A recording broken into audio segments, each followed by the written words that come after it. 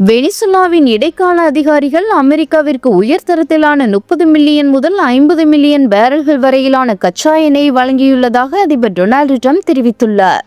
சந்தை விலையிலேயே இவை பெறப்பட்டுள்ளதாகவும் குறிப்பிட்டுள்ளார். போதைப் பொருட்கள் புழக்கத்திற்கு காரணமாக இருந்ததாக கூறி வெனிசுலா அதிபரை கடத்திச் செல்வதற்காக தலைநகர் கராகஸ் மீது நடத்தப்பட்ட தாக்குதலில் பாதுகாப்பு படை அதிகாரிகள் 24 பேர் கொல்லப்பட்டதாக வெனிசுலா அதிகாரப்பூர்வமாக அறிவித்ததை தொடர்ந்து ட்ரம்ப் இதனை தெரிவித்துள்ளார். அமெரிக்காவுக்கு போதைப் பொருட்களை கடத்தி உள்நாட்டு பாதுகாப்புக்கு அச்சுறுத்தல் ஏற்படுத்துவதாக வெனிசுலா அதிபர் நிக்கோலஸ் மதுரோ மீது அதிபர் டொனால்டு ட்ரம்ப் தொடர்ந்து குற்றம் சாட்டி வந்த நிலையில் அந்நாட்டின் மீது ஜனவரி 3ஆம் தேதி நள்ளிரவு திடீர் தாக்குதலை தொடர்ந்தது. இதில் அதிபர் நிக்கோலஸ் மதுரோ மற்றும் அவரது மனைவி சிலியா புளோரஸ் கைது செய்யப்பட்டு புரூக்ளின் சிறையில் அடைக்கப்பட்டனர்.